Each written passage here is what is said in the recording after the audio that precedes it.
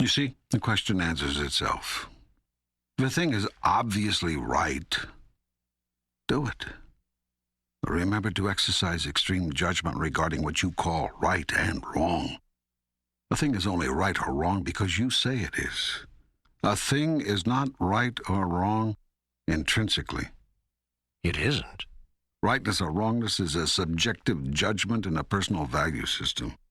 By your subjective judgments do you create yourself. By your personal values do you determine and demonstrate who you are. The world exists exactly as it is so that you may make these judgments. If the world existed in perfect condition, your life process of self-creation would be terminated. It would end. A lawyer's career would end tomorrow were there no more litigation. A doctor's career would end tomorrow were there no more illness. A philosopher's career would end tomorrow were there no more questions. And God's career would end tomorrow were there no more problems. Precisely. You have put it perfectly. We, all of us, would be through creating were there nothing more to create. We, all of us, have a vested interest in keeping the game going. Much as we all say we would like to solve all the problems, we dare not solve all the problems, or there will be nothing left for us to do. But I have been raised to believe that good and bad do exist, that right and wrong are opposed, that some things are just not okay, not all right, not acceptable in the sight of God. Everything is acceptable in the sight of God, for how can God not accept that which is?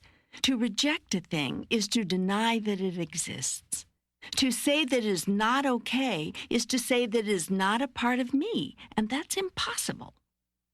Yet, hold to your beliefs and stay true to your values, for these are the values of your parents, of your parents' parents, of your friends, and of your society. They form the structure of your life, and to lose them would be to unravel the fabric of your experience. Still, examine them one by one. Review them piece by piece. Do not dismantle the house, but look at each brick and replace those which appear broken, which no longer support the structure. Your ideas about right and wrong are just that, ideas. They are the thoughts which form the shape and create the substance of who you are. There would be only one reason to change any of these, only one purpose in making an alteration, if you are not happy with who you are. Only you can know if you are happy. Only you can say of your life, "This is my creation in which I am well pleased." If your values serve you, hold to them, argue for them, fight to defend them. Yet seek to fight in a way which harms no one. Harm is not a necessary ingredient in healing. You know, you say hold to your values. At the same time, you say our values are all wrong. Help me with this. I have not said your values are wrong, but neither are they right. They're simply judgments, assessments, decisions. For the most part, they are decisions made not by you, but by someone else. Your parents, perhaps, your religion, your teachers, historians, politicians. Very few of the value judgments you have incorporated into your truth are judgments you yourself have made based on your own experience. Yet experience is what you came here for, and out of your experience were you to create yourself. You have created yourself out of the experience of others. Reaching to the height of hypocrisy, some humans even kill in the name of God, and that is the highest blasphemy, for it does not speak of who you are. Then there is something wrong with killing. Let's back up. There's nothing wrong with anything. Wrong is a relative term, indicating the opposite of that which you call right. Yet what is right? Can you be truly objective in these matters? Or are right and wrong simply descriptions overlaid on events and circumstances by you out of your decision about them? And what, pray tell, forms the basis of your decision? Your own experience? No. In most cases, you've chosen to accept someone else's decision, someone who came before you and presumably knows better. Very few of your daily decisions about what is right and wrong are being made by you, based on your understanding. This is especially true on important matters. In fact, the more important the matter, the less likely are you to listen to your own experience. The more ready you seem to be to make someone else's ideas your own. This explains why you've given up virtually total control over certain areas of your life and certain questions that arise within the human experience. These areas and questions very often include the subjects most vital to your soul: the nature of God, the nature of true morality, the question of ultimate reality, the issues of life and death surrounding war, medicine, abortion, euthanasia, the whole sum and substance of personal values, structures, judgments. These most of you have abrogated, assigned to others. You don't want to make your own decisions about them. Someone else decide, I'll go along, you shout. Someone else just tell me what's right and wrong. This is why, by the way, human religions are so popular. It almost doesn't matter what the belief system is as long as it's firm, consistent, clear in its expectation of the follower, and rigid. Given those characteristics, you can find people who believe in almost anything. The strangest behavior and belief has been, attributed to God. It's God's way, they say, God's word. And there are those who will accept that gladly, because, you see, it eliminates the need to think.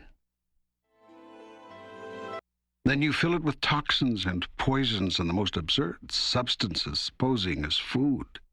And still it runs for you, this marvelous engine. Still it chugs along, bravely pushing on in the face of this onslaught. It's horrible. The conditions under which you ask your body to survive are horrible. But you will do little or nothing about them. You will hear this, nod your head in regretful agreement, and go right back to the mistreatment.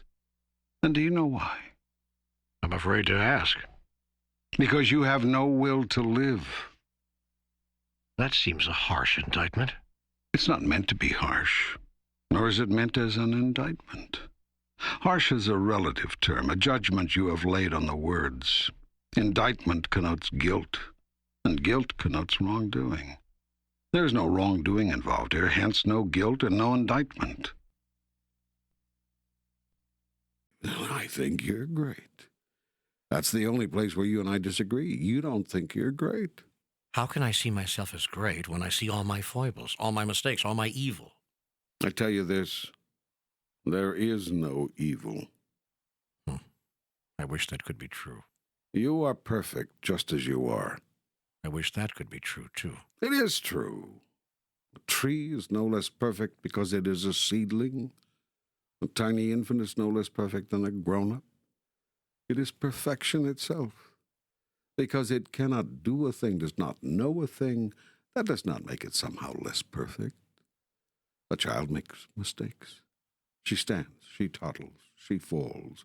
She stands again, a bit wobbly, hanging onto her mommy's leg. Does that make the child imperfect? I tell you, it is just the opposite. That child is perfection itself, wholly and completely adorable. So, too, are you. But the child hasn't done anything wrong. The child hasn't consciously disobeyed, hurt another, damaged herself. The child doesn't know right from wrong. Precisely. Neither do you. But I do. I know it's wrong to kill people, and that it's right to love them. I know it's wrong to hurt and right to heal, to make things better. I know it's wrong to take what's not mine, to use another, to be dishonest. I could show you instances where each of those wrongs would be right. You're playing with me now. Not at all. Merely being factual. If you're saying there are exceptions to every rule, then I agree. If there are exceptions to a rule, then it is not a rule. Are you telling me that it's not wrong to kill, to hurt, to take from another? That depends on what you are trying to do. Okay, I get it. But that doesn't make these things good. Sometimes one has to do bad things to achieve a good end. Which doesn't make them bad things at all, then, does it? They are just means to an end. Are you saying the end justifies the means? What do you think? No, absolutely not. So be it. Don't you see what you're doing here? You're making up the rules as you go along. And don't you see something else? That's perfectly okay. It's what you're supposed to be doing. All of life is a process of deciding who you are and then experiencing that. And do you understand it better now? Do you see how you have created your ideas of right and wrong simply to define who you are? Do you see that without these definitions, boundaries, you are nothing? And do you see that, like me, you keep changing the boundaries as you change your ideas of who you are? Well, I get what you're saying, but it doesn't seem that I've changed the boundaries, my own personal boundaries, very much. To me, it's always been wrong to kill. It's always been wrong to steal. It's always been wrong to hurt another. The largest concepts by which we govern ourselves have been in place since the beginning of time, and most human beings agree on them. Then why do you have war? Well, because there will always be some who break the rules. There's a rotten apple in every barrel. Mm. What I'm going to tell you now and in the passages which follow may be very difficult for some people to understand and accept. It is going to violate much of what is held as truth in your present thought system. Yet I cannot let you go on living with these constructions if this dialogue is to serve you. So we must now, in this second book, meet some of these concepts head on. But it's going to be bumpy going here for a while. Are you ready? I think so, yes. Thanks for the warning, but what is it that's so dramatic or difficult to understand or accept that you're going to tell me? I'm going to tell you this. There are no rotten apples. There are only people who disagree with your point of view on things, people who construct a different model of the world. I'm going to tell you this. No persons do anything inappropriate, given their model of the world. Well, then their model is all messed up. I know what's right and wrong, and because some other people don't, that doesn't make me crazy because I do. They're the ones who are crazy. I'm sorry to say, that's exactly the attitude which starts wars. I know. I was doing that on purpose. I was just repeating here what I've heard many other people say. But how can I answer like that? I mean, how can I answer people who talk that way? What could I say? You could tell them that people's ideas of right and wrong change and have changed over and over again from culture to culture, time period to time period, religion to religion, place to place, even from family to family and person to person. You could point out to them that what many people considered right at one time, burning people at the stake for what was considered witchcraft as an example, is considered wrong today. You could tell them that a definition of right and wrong is a definition established not only by time, but also by simple geography. You could allow them to notice that some activities on your planet, prostitution for instance, are illegal in one place and just a few miles down the road, legal in another. And so whether a person is judged as having done something wrong is not a matter of what that person has actually done, but of where he has done it. This leads me to some other final questions about sex. Is any kind of sex between consenting adults okay? Yes. No, I mean kinky sex, or even loveless sex, or even gay sex. First, let's be once again clear that nothing is disapproved of by God. I do not sit here in judgment, calling one action good and another evil. Now, within the context of what serves you or disserves you on your path of evolution, only you can decide that. There's a broad-based guideline, however, upon which most evolved souls have agreed. No action which causes hurt to another leads to rapid evolution. There's a second guideline as well. No action involving another may be taken without the other's agreement and permission. Now let us consider the questions you've just asked within the context of these guidelines. Kinky sex? Well, if it hurts no one, and is done with everyone's permission, what reason would anyone have to call it wrong? Loveless sex? Sex for the sake of sex has been debated from the beginning of time.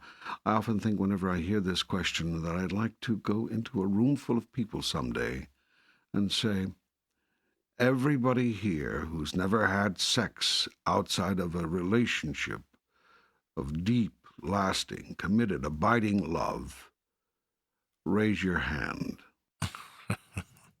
Let me just say this. Loveless anything is not the fastest way to the goddess.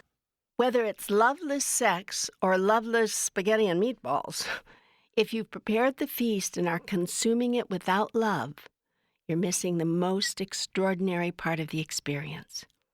Is it wrong to miss that? Well, here again, wrong may not be the operative word. Disadvantageous would be closer, given that you desire to evolve into a higher spiritual being as rapidly as you can. Gay sex? So many people want to say that I am against gay sexuality or the acting out of it, yet I make no judgment on this or any other choice you make. People want to make all kinds of value judgments about everything, and I kind of spoil the party. I won't join them in those judgments, which is especially disconcerting to those who say that I originated them. I do observe this. There was once a time when people thought that marriage between people of differing races was not only inadvisable, but against the law of God. Amazingly, some people still think this. They pointed to their Bible as their authority, even as they do for their authority on questions surrounding homosexuality. You mean it is okay for people of differing races to join together in marriage? The question is absurd, but not nearly as absurd as some people's certainty that the answer is no. Are the questions on homosexuality equally absurd? You decide. I have no judgment about that or anything. I know you wish that I did. That would make your lives a lot easier.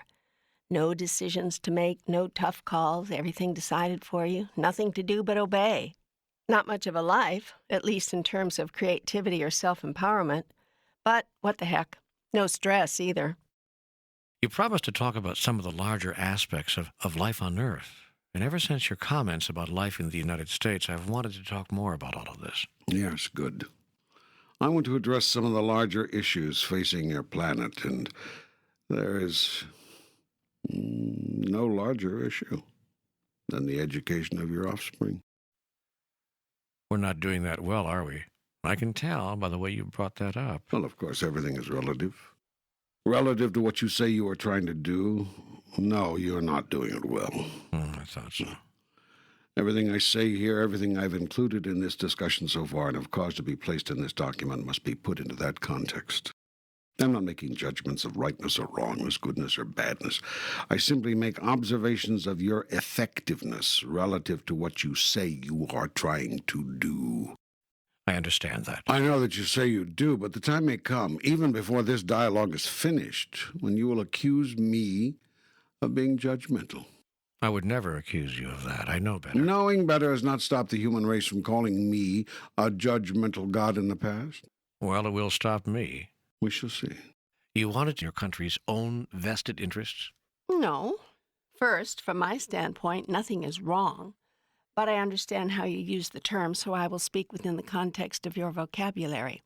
I'll use the term wrong to mean that which is not serving you, given who and what you choose to be. This is how I've always used the terms right and wrong with you. It is always within this context, for in truth, there is no right or wrong. So, within that context, no, it is not wrong to base foreign policy decisions on vested interest considerations. What is wrong is to pretend that you're not doing so. This most countries do, of course. They take action or fail to take action for one set of reasons, then give us a rationale, another set of reasons. Why? Why do countries do that? Because governments know that if people understood the real reasons for most foreign policy decisions, the people would not support them. This is true of governments everywhere. There are very few governments which do not deliberately mislead their people. Deception is part of government. For few people would choose to be governed the way they are governed.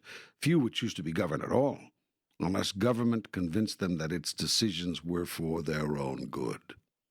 This is a hard convincing, for most people plainly see the foolishness in government. So government must lie to at least try to hold the people's loyalty. Government is the perfect portrayer of the accuracy of the axiom that if you lie big enough, long enough, the lie becomes the truth. People in power must never let the public know how they came to power, nor all that they've done and are willing to do to stay there. Because you imagine someone has inflicted injury upon you, you feel it right and proper to inflict injury in return. That which you say is not okay for human beings to do to each other is okay for you to do so long as you are justified. This is insanity.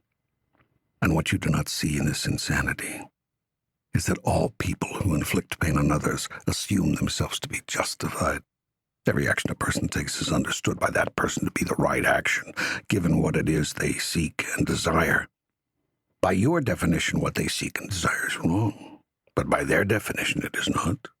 You may not agree with their model of the world, with their moral and ethical constructions, with their theological understandings, nor with their decisions, choices, and actions, but they agree with them based on their values.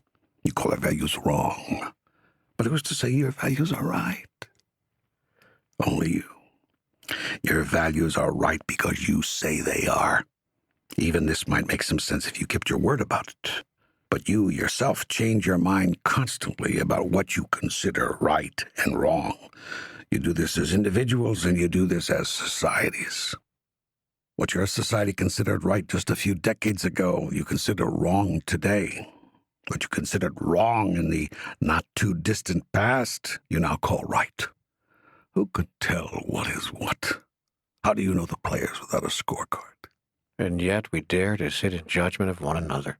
We dare to condemn because some other person has failed to keep up with our own changing ideas about what is permitted and what is not. We're really something. We can't even keep our own minds made up about what's okay and what's not. That isn't the problem. Changing your ideas of what's right and wrong isn't the problem. You have to change those ideas or you would never grow. Changing is a product of evolution. No, the problem is not that you have changed or that your values have changed. The problem is that so many of you insist on thinking that the values you now have are the right and perfect ones, and that everyone else should adhere to them. Some of you have become self-justified and self-righteous. Stick to your beliefs, if that serves you. Hold tight, do not waver, for your ideas about right and wrong are your definitions of who you are. Yet do not require that others define themselves according to your terms. And do not stay so stuck in your present beliefs and customs that you halt the process of evolution itself. Actually, you could not do that if you wanted to, for life goes on with you or without you. Nothing stays the same, nor can anything remain unchanged. To be unchanged is to not move, and to not move is to die. All of life is motion. Even rocks are filled with motion. Everything moves, everything. There is nothing that is not in motion. Therefore, by the very fact of motion, nothing is the same from one moment to the next. Nothing. Remaining the same or seeking to moves against the laws of life. Yet they seem so obvious when you spell them out like this. Why can't we see such obvious truths on our own? Because if you saw these truths, you would have to do something about them. This you do not wish to do. So you have no choice but to look right at something and not see it. But why would we not want to do something about these truths if we saw them? Because you believe that in order to do something about them, you would have to end your pleasures. And ending pleasures is something you have no desire to do. Most of the things which cause your slow deaths are things which bring you pleasure or result from those things. And most of the things which bring you pleasure are things which satisfy the body. Indeed, this is what marks yours as a primitive society. Your lives are structured largely around seeking and experiencing pleasures of the body. Of course, all beings everywhere seek to experience pleasures. There's nothing primitive in that. In fact, it is the natural order of things. What differentiates societies and beings within societies is what they define as pleasurable. If a society is structured largely around pleasures of the body, it is operating at a different level from a society structured around pleasures of the soul.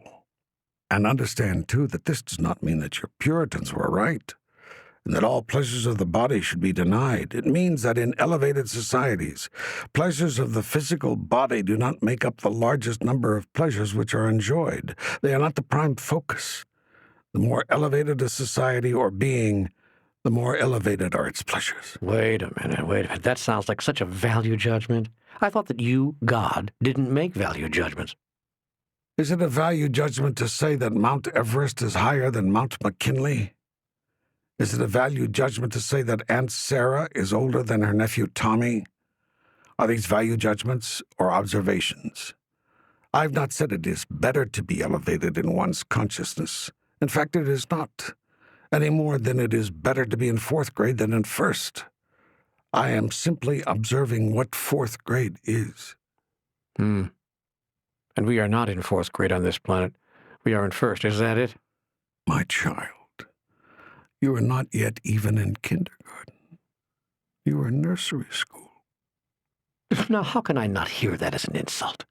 Why does it sound to me as if you're putting the human race down? Because you are deeply ego-invested in being something you are not, and in not being what you are. Most people hear insults when only an observation has been made, if what is being observed is something they don't want to own. How can anything be faulty if there's no such thing as right and wrong?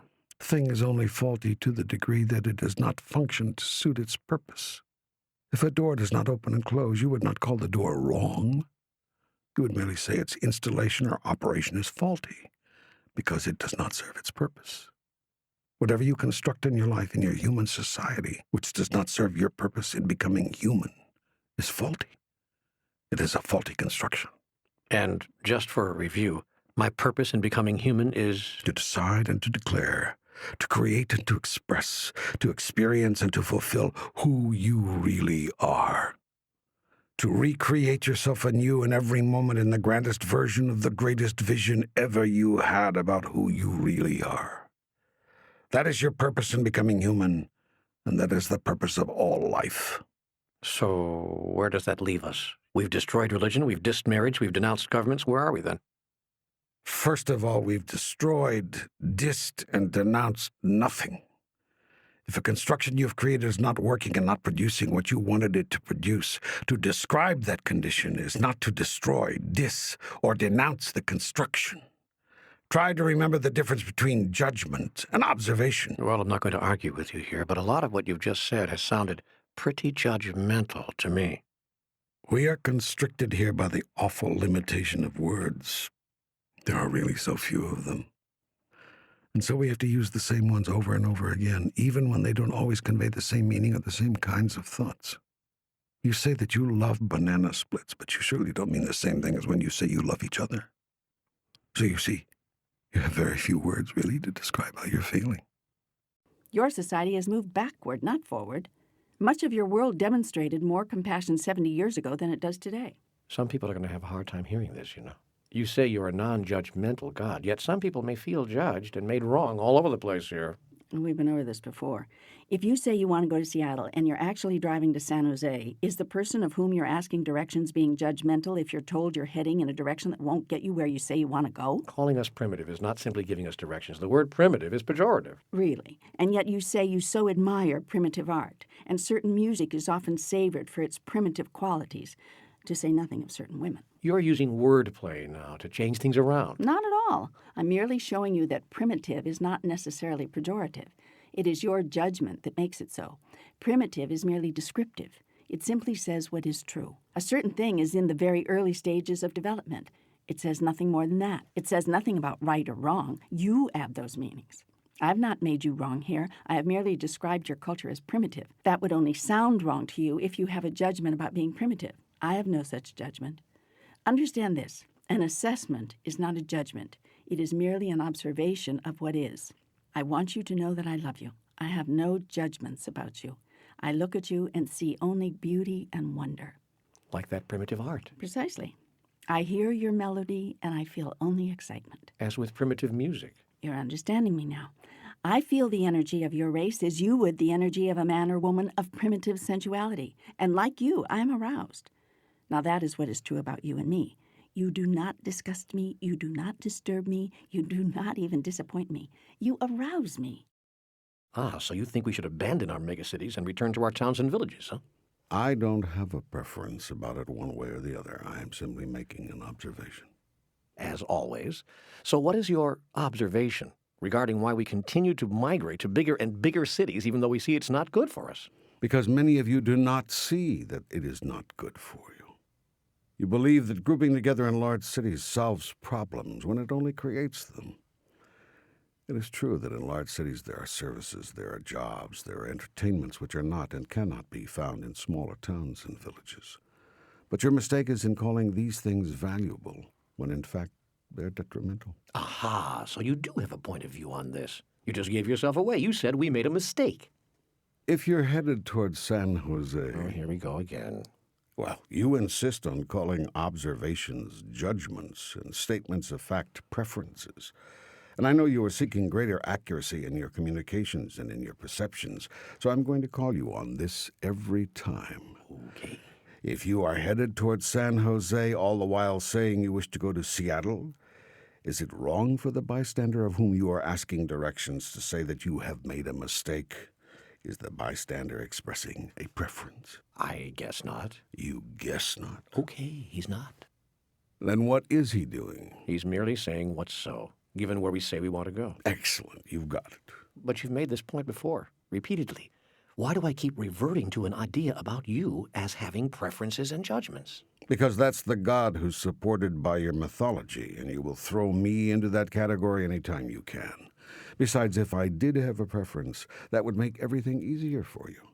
Then you wouldn't have to figure things out and come to your own conclusions.